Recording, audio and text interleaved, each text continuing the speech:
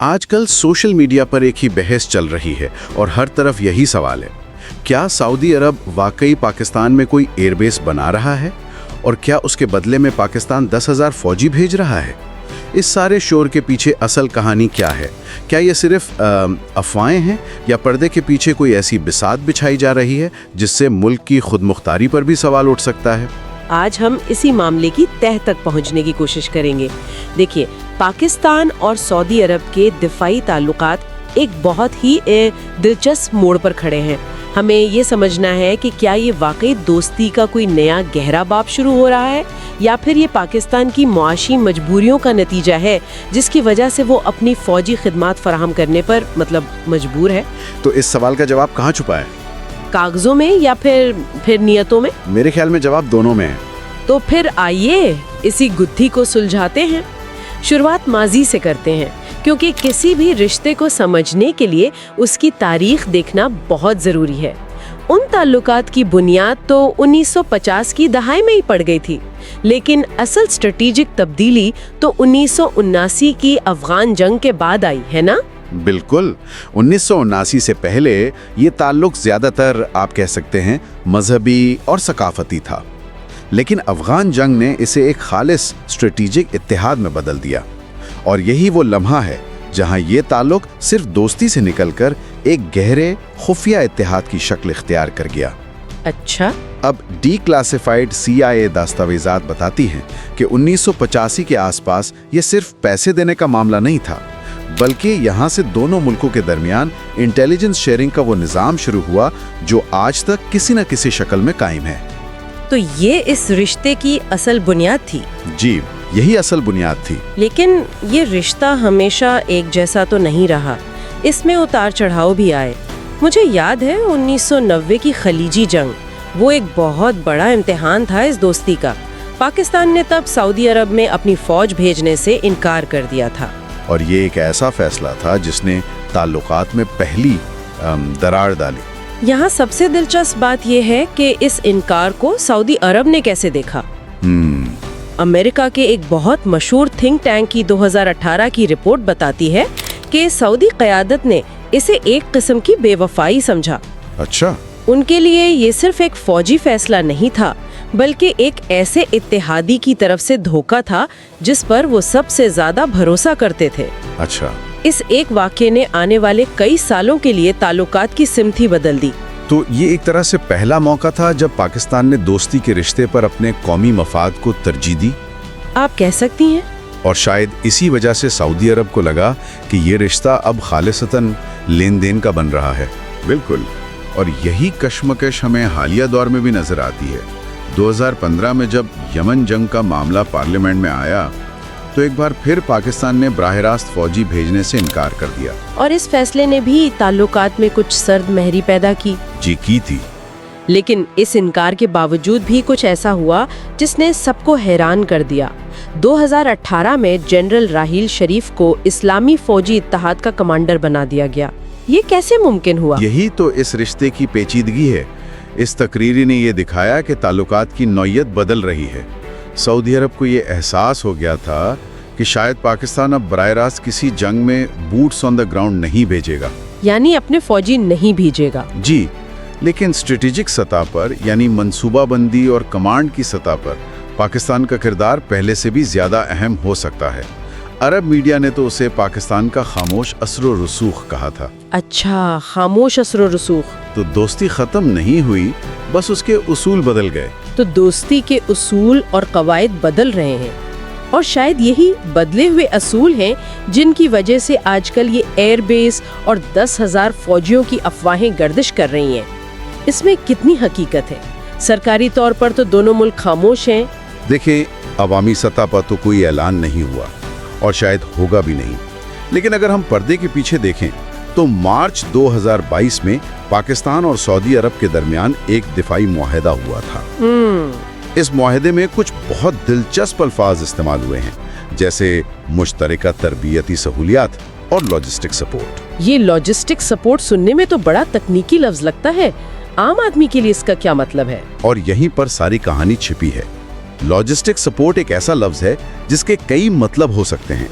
कागज पर तो इसका मतलब है सामान, ईंधन और मरम्मत की सहूलत देना, लेकिन अमली तौर पर ये एक छोटे मोटे एयरबेस का काम भी कर सकता है, जहां जहाज उतर सकें, ईंधन भर सकें और तकनीकी मदद हासिल कर सकें। तो बज़ाहिर ये एयरबेस नहीं है, लेकिन काम ये वही कर सकता है।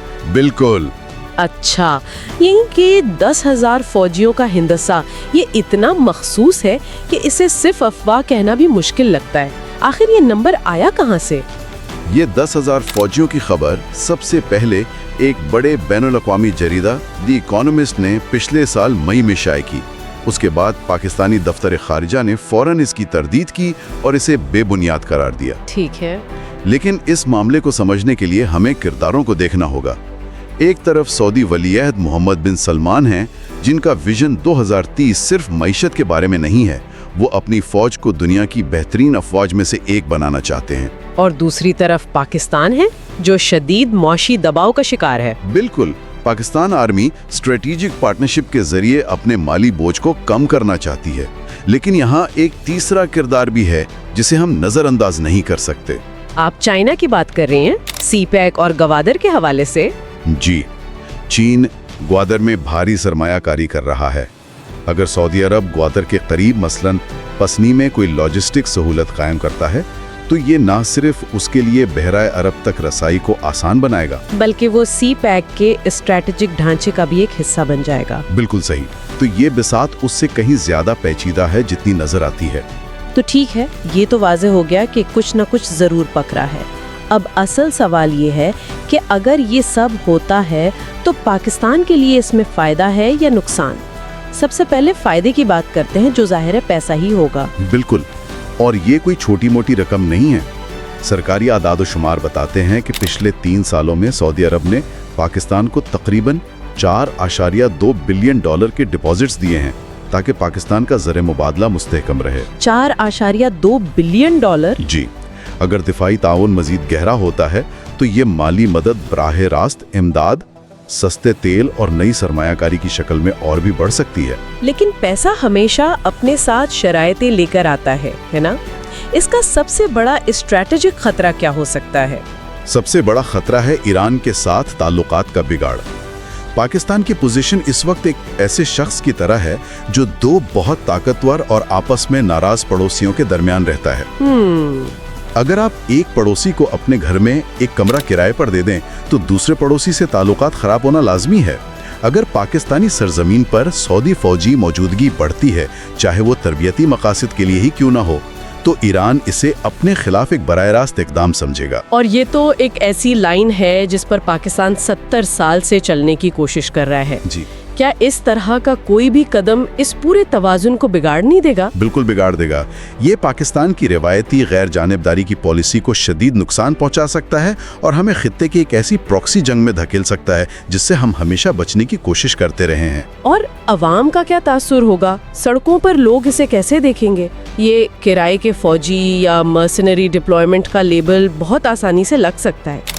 ये एक बहुत ही हसास मामला है। मुझे याद है 2015 में जब यमन का मामला पार्लियामेंट में आया था तो सड़कों पर कैसी बहस छिड़ी थी। जी बिल्कुल, प्राय जंग की बात हो रही थी। लोग कह रहे थे कि ये प्राय जंग है। तो ये अवामी तासुर बहुत ताकतवर चीज है जिसे नजरअंदाज नहीं किया जा सकता, और इस पर माहिरीन की राय भी बिल्कुल बटी हुई है। वो कैसे? एक तरफ मुल्क की एक जानी मानी दिफाई तज्जियाकार का मानना है कि पाकिस्तान अपनी माशी मजबूरियों की वजह से अपनी सिक्योरिटी खिदमात किराए पर दे रहा है। इनके मुताबिक ये एक तरह से अपनी खुद मुख्तारी बेचने के मुतरादिफ है। लेकिन दूसरी तरफ भी तो कोई राय होगी। जी, दूसरी तरफ खलीजी ममालिक के थिंक टैंक्स में बैठे माहिरीन कहते हैं कि सऊदी अरब पाकिस्तान को एक काबिल एतमाद और कम लागत वाला पार्टनर समझता है। वो कहते हैं कि पाकिस्तानी फौज की पेशावराना महारत दुनिया मानती है और सऊदी अरब इस तजर्बे से फ़ायदा उठाना चाहता है। वो उसे एक बाहमी फ़ायदे का सौदा समझते हैं।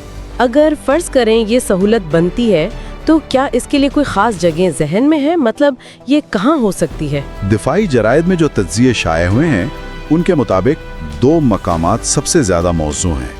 एक बलोचिस्तान में पसनी का साहिली इलाका और दूसरा सिंध में जैकबाबाद का एयरबेस। और ये दोनों ही बहुत स्ट्रैटेजिक है। जी, ये दोनों जगहें स्ट्रैटेजिक लिहाज से सोने की कान हैं।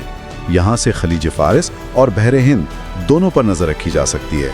ये सिर्फ समंदरी रास्तों की निगरानी के लिए बेहतरीन नहीं है, बल्कि पूरे खित्ते में किसी भी मुमकिन फिजाई ऑपरेशन के लिए एक बेहतरीन लॉन्च पैड भी हैं। तो जो लोग ये कहते हैं कि ये तो दोस्ती का नया बाब है, इसमें कोई मसला नहीं, वो शायद इन्हिसार और दोस्ती के दरमियान की बारीक लकीर को नजरअंदाज कर रहे हैं। बिल्कुल, दोस्ती बराबरी की सतह पर होती है। जब एक मुल्क दूसरे पर माशी तौर पर बहुत ज्यादा इन्हिसार करने लगे तो दोस्ती की शराइत भी ताकतवर मुल्क तय करता है। असल सवाल यही है कि क्या ये ताउन हमारी खारजा पॉलिसी की खुद मुख्तारी पर समझौता किए बगैर हो रहा है? और हुकूमत की तरफ से जो तरदीद आई है उसके बारे में क्या कहेंगे? क्या ये मुमकिन है कि 10,000 का हिंसा गलत हो लेकिन कुछ ना कुछ जरूर हो रहा हो, शायद कम तादाद में? सिफारतकारी में अक्सर ऐसा ही होता है। तरदीद मखसूस तफसीलात की जाती है, नफ्से मजमून की नहीं। अच्छा, हो सकता है 10,000 लड़ाका फौजी ना जा रहे हो, लेकिन 1,000 ट्रेनर्स, टेक्नीशियंस और इंटेलिजेंस मुशीरों की तैनाती पर बातचीत हो रही हो। तो असल सवाल ये नहीं कि कितने फौजी, बल्कि ये कि वो किसकी कमान में होंगे, उनके रूल्स ऑफ एंगेजमेंट क्या होंगे, और क्या पाकिस्तानी पार्लियामेंट का उन पर कोई कंट्रोल होगा या नहीं। बिल्कुल सही। यही वो तफसीलात हैं जो एक स्ट्रेटेजिक पार्टनरशिप को किराए की फौज बनने से रोकती हैं। और ये हमें सबसे बड़े और मुश्किल सवाल पर ले आता है। हमें पैसों की ज़रूरत है, ये वक्त का तकाजा है। इस दलील का क्या जवाब है? और यही वो अरबों डॉलर का सवाल है जिसका जवाब हमारे पॉलिसी साजों को तलाश करना है। क्या चंद सालों का माशी फ़ायदा इस काबिल है कि हम अपनी तवील मुद्दती स्ट्रेटेजिक खुद मुख्तारी को दांव पर लगा दें? तवाज़ुन बहुत मुश्किल है। माशी इस्तेहकाम बहुत अहम है, लेकिन एक खुद मुख्तार खारिजा पॉलिसी और कौमी सलामती उससे भी ज़्यादा अहम है। तवाज़ुन तलाश करना होगा। तो अगर हम आगे देखें, फ़र्ज़ करें ये ताउन इसी सिमत में बढ़ता है, तो 2030 तक हमें क्या मंजरनामा नज़र आ सकता है? मेरे ख्याल में 3 चीज़ें वाज़ेह तौर पर हो सकती हैं। पहली, 2026 तक पाकिस्तान और सऊदी अरब के दरमियान मुश्तरका बहरी और फ़ज़ाई मशक़ें एक मामूल बन जाएंगी और इनका दायरा कार भी बढ़ेगा। दूसरी, पाकिस्तान बराह रास्त लड़ाका फ़ौजियों के बजाय नॉन कॉम्बैट फ़ौजी भेजने पर ज़्यादा तवज्जो देगा। यानी ऐसे फ़ौजी जो लड़ाई में हिस्सा ना लें, जैसे ट्रेनर्स, टेक्निकल स्टाफ और इंटेलिजेंस के माहिरीन। जी। और तीसरी चीज़, खित्ते की सियासत पर इसका क्या असर होगा? वो सबसे पेचीदा होगी। पाकिस्तान को भारत, ईरान, सऊदी त्रिकोण में एक बहुत ही नाजुक तवाज़ुन कायम रखना पड़ेगा। एक तरफ भारत के सऊदी अरब के साथ माशी ताल्लुकात बहुत गहरे हो रहे हैं, दूसरी तरफ ईरान हमारा पड़ोसी है। इस बिसात पर पाकिस्तान को हर चाल बहुत सोच समझकर चलनी होगी।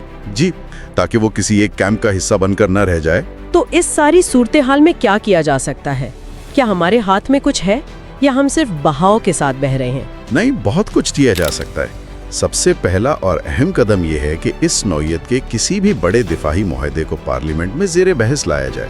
ये कौमी सलामती का मामला है। जी, और इस पर मुंतखब नुमाइंदों को एतमाद में लेना बहुत ज़रूरी है, ताकि ये फैसला सिर्फ चंद लोगों का ना हो बल्कि पूरी कौम का हो। और मीडिया और अवाम का क्या किरदार है? मीडिया का किरदार बहुत अहम है।